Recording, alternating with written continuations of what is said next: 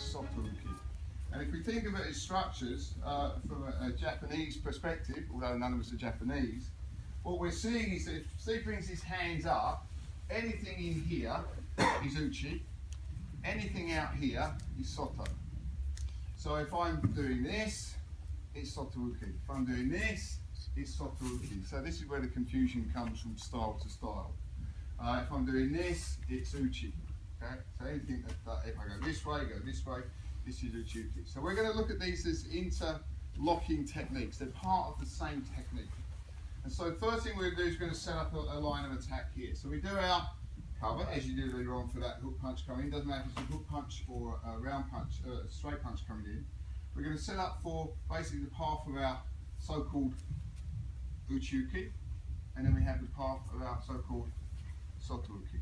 And we're going to use the back fist movement, hitting through the first two knuckles, and then the second part of the technique comes in from here.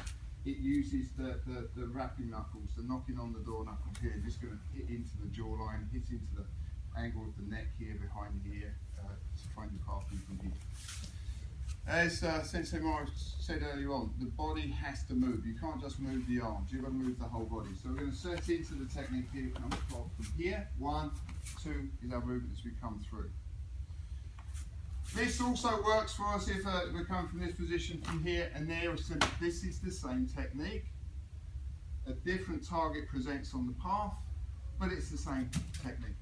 So we come up from here, we go from 1, 2 here, and now we have that same follow-on technique here.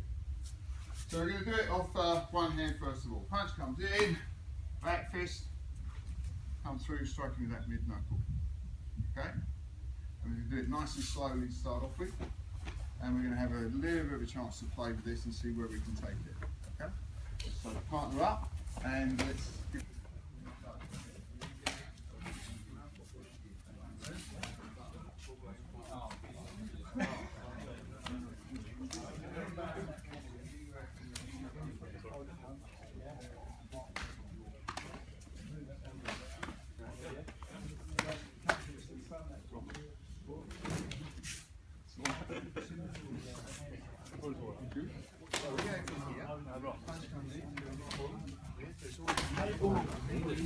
Move your body.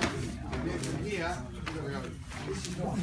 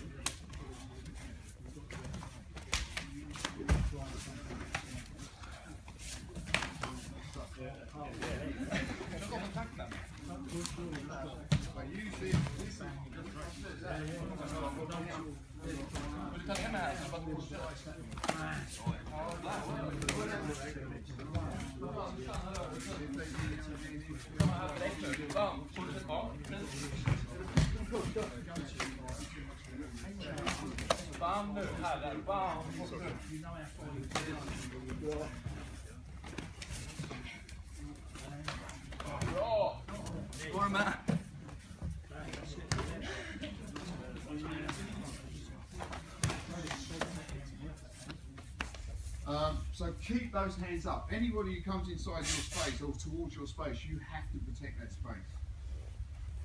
Don't let them in there. Okay? This is what you have to protect. If they get in here, this is gone. So we're going to come in from here and I think, boom. Notice it's not this. I'm not coming in and going 1, 2, 3, 4. I come from here and it's 1. Okay? Because that's the only way you're going to get the speed for the movement. You've got the contact here. Again, straight back. This is why I'm showing this, is because this fits so nicely into what Sensei Morris was teaching all the way through this session, taking that arm out.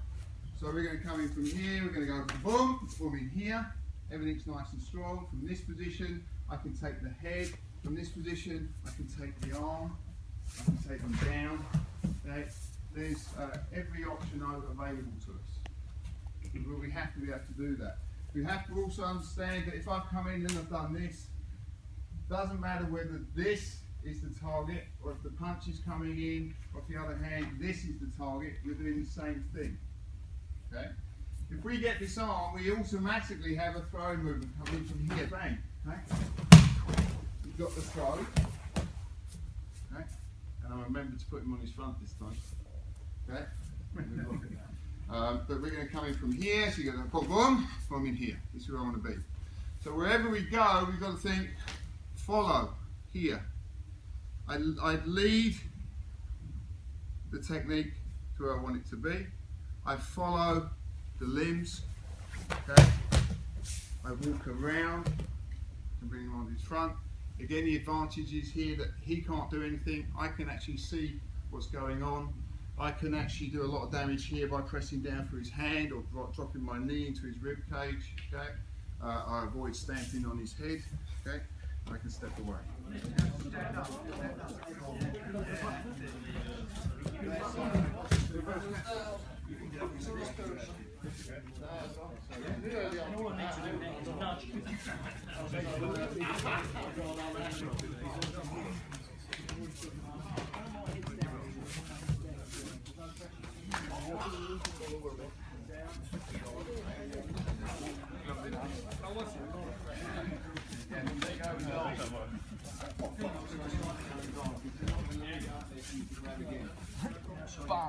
So we're coming from here, boom, so we've done, bang. You don't let somebody try a second punch, unless you're incredibly confident or incredibly stupid. So you would actually try and deal with the first technique. The technique works the same whether you're hitting the head or the second punch is on its way. You're still doing the same thing. So there's a built-in fail-safe, but you don't wait for somebody to throw a second punch. Yeah? So what we've got to understand is that we're setting up from here, boom, that's what I want, but sometimes I don't get what I want. If this is what happens, you've got knee, snap, and back to what we did earlier on, to show that blocks aren't blocks. Blocks are strikes. They can be deflections, they can be parries, but they're not blocks. To me, a block implies stopping something, and stopping is bad. You need to move. Okay, you've got to constantly move. So it's coming in from here, so it comes up, boom, boom, here, done. Okay, pop, finger in the eye, sorry about that one. Okay, so try that. Be careful though, because this bringing the head round, you've got to remember that actually the head only represents about 10% of the body weight. And if you're going to snap that head round really fast, you've got 90% hanging off that as you spin them around. And that tells you there's going to be a lot of damage to the neck. If we're in a situation where we come in from here, bang, bang, pop, it comes from here. As I step back, the head's strong. I've got to think about how do I make that work? Well, remember if you push in one direction, generally what they do is they push back in the opposite direction. So you go with it, and then you change direction again. So you have that boom movement here, which Sensei Morris does absolutely fine.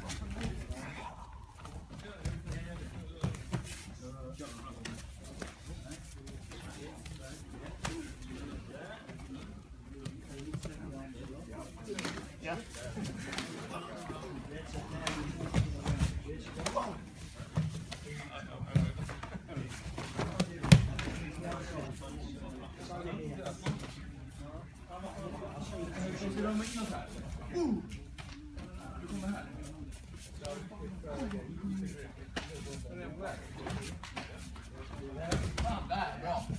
Watch your feet though.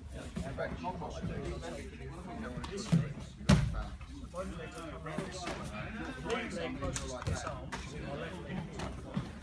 I just turn and twist. I increase the pressure, dropping my knee into your shoulder. Yeah? So basically I do that. Already you can feel it. I would imagine that some of you wear gloves when you strike head. Because what's happening is you're trying to hit to the wrong part of the hand on that second strike to the head. This is strong. Okay? You're hitting anywhere from the cheekbone down. This is going to do a lot of damage. The zygomatic arch, the cheekbone, the jawline here, hitting into the soft tissue of the neck, or even just hitting somebody in the ear with this technique, it really hurts. It's a strong, strong weapon. If I do this, chances are I'm going to catch with the wrong part of my hand. I don't want to hit with this part, I want to hit with this part. This is weak if you hit. This isn't. This is strong. Okay? You've got to think about what you're hitting with. Use the right weapon for the right target. Okay, so if I can use you for a moment, you're coming in from here, we come boom. That's taking the fight out of him. There we go, boom, here. That's taking the fight out of him. It's not this. People are trying to do this. That's the wrong way to connect. If you're going to do that, you go that way. Not that way. Because you can see that there's a really good chance I'm going to catch the wrong part of my hand, and this is going to collapse, and it's probably going to break your hand as you hit it. Yeah, you're breaking fuel. Oh, great. But you've still got a broken hand in the process. So we come up from here, boom, bang in here, pop comes in, brings his head right down. So then what I do is I will slam. So it's, okay, not, it's, but obviously look after your partner. So we come in from here, boom, boom, in here, boom, bang, slam, step away, thrown down.